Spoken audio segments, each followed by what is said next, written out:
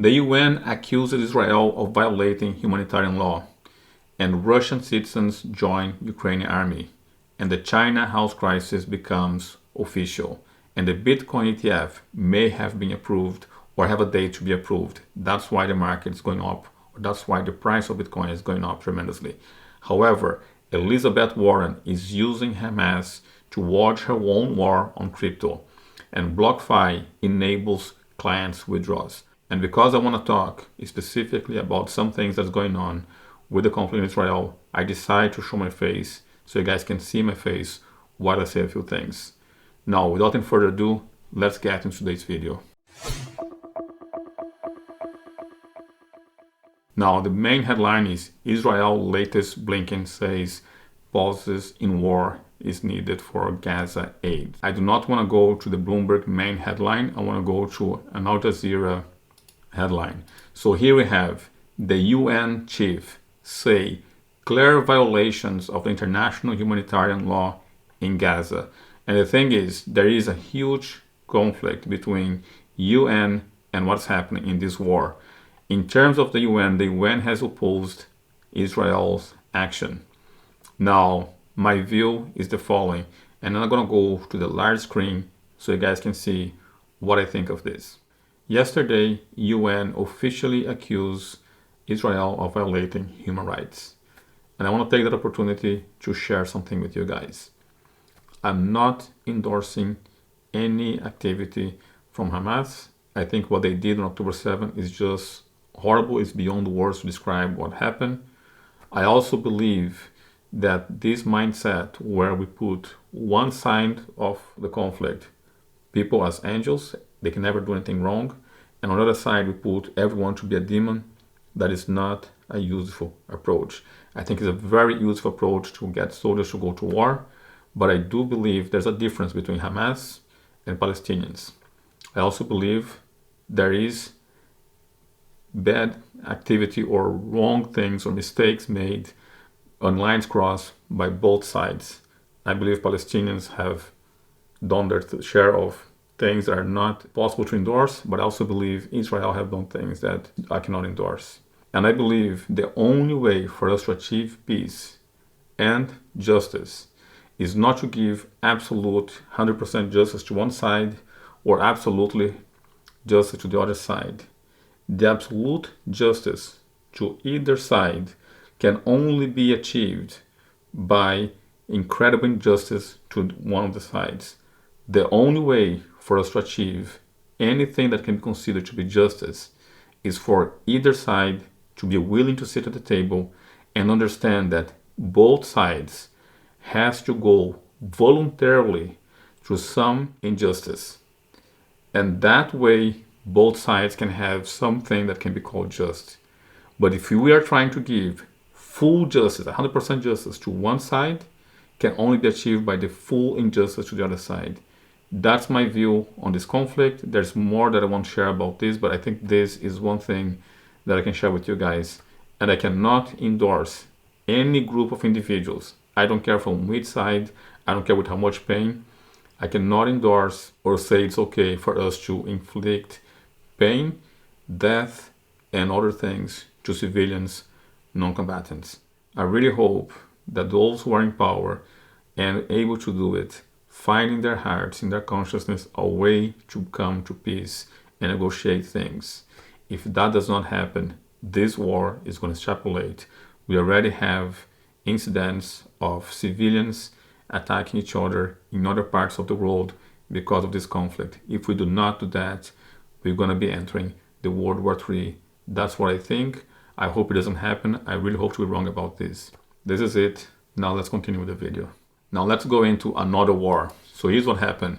Ukraine is claiming that they have found or they have enlisted some Russian citizens into their army. You can see here, Ukraine's military has formed a battalion of soldiers made up entirely of Russian citizens who want to fight against the president Vladimir Putin. Now, I'm not sure how true this is, but I can kind of see that happening. They include people from groups such as Yakuts and Buryats in Russia's vast eastern Siberia region who said They wanted independence from Russia and viewed Ukraine's victory in the war as a step toward their goal. Yes, Russia is made of many ethnic groups together, and of course it's very difficult to keep those groups all together. It requires a strong leader such as Vladimir Putin. The same thing is on Iran. If you want to know more about this conflict that is happening between Hamas and Israel, please subscribe, click the notification bell, because I'm preparing a video where I'm going to break down the list required to know so that you can understand this conflict. China's property crisis is impending tens of thousands of lives, and I think it became very official. I have made a video about this, about the Country Garden and how can you make sense of that.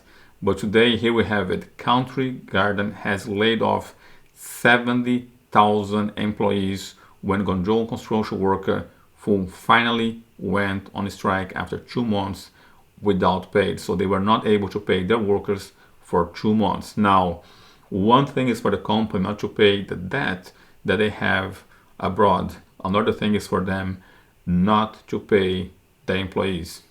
So the workers say, I do not care if they're in a crisis, he said.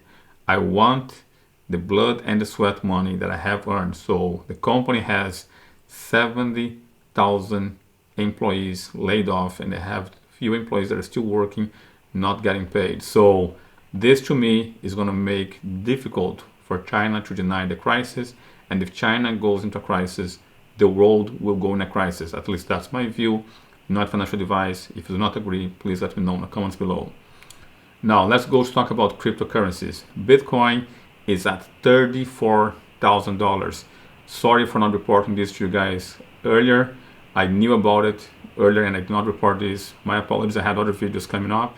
And the reason why the Bitcoin price went up, as you can see here, at 34,000 as we shoot this video, is because there was a mysterious ticker that appeared to be the BlackRock approved ETF. You can see here, BlackRock's iShares Bitcoin ETF mysteriously disappeared, then reappears on the DTCC site. So here we have it. The ticker for BlackRock Spot Bitcoin Exchange Traded Fund ETF IBTC has reappeared on Depository Trust and Clearing Corporation DTCC website after disappearing for a few hours. So the fact that it appears here, it may be that there's already a date for the Bitcoin BlackRock ETF to be approved. Now remember, buy the news, sell the event. No financial advice, but Bitcoin went up about 20% in just 7 days. You can see here, in 7 days, 19.5%. I believe there'll be a correction. That's my guess, not financial advice. What is your guess? Please let me know in the comments below.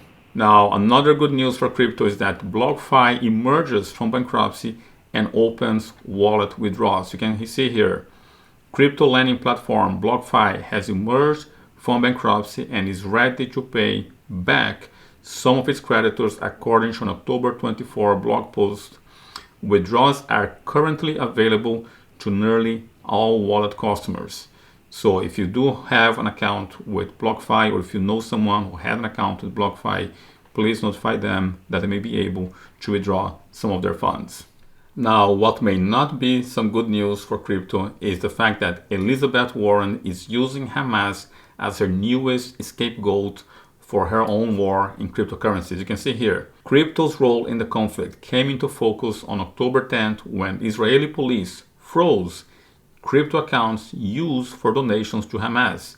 It was not the first time. In 2021, Israeli Terror Financing of Israel seized crypto wallets linked to Hamas fundraising campaign.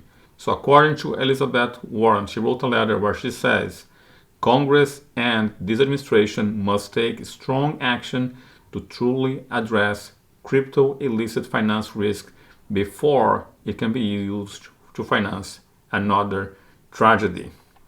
It is very difficult not to agree with her, and I can see how this gives her a lot of leverage.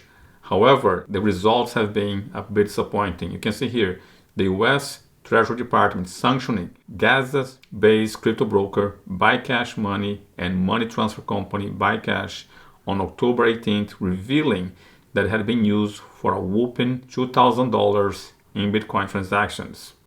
Another wallet that they sanctioned had $16 and had made its last transfer 18 months earlier. So it seems like Hamas may have been prepared for this and they changed their wallets. I'm not endorsing again what Hamas did. I can fully understand the motivation for seizing those funds, but the thing is, Bitcoin will allow anyone to transact. It is a decentralized network and will enable anyone, governments, individual. It will not discriminate. But I can see how Elizabeth Warren can use this, and it's a good leverage, it's a good argument. What is your view? Please let me know on the comments below. So this is it. I will wrap up this video, and my question to you, what is your view on the Bitcoin ETF? Do you think it's going to come up? It's going to become available this year? And if so, what do you think that would do to the Bitcoin price? Please let me know in the comments. This is it for now. See you guys in the next video.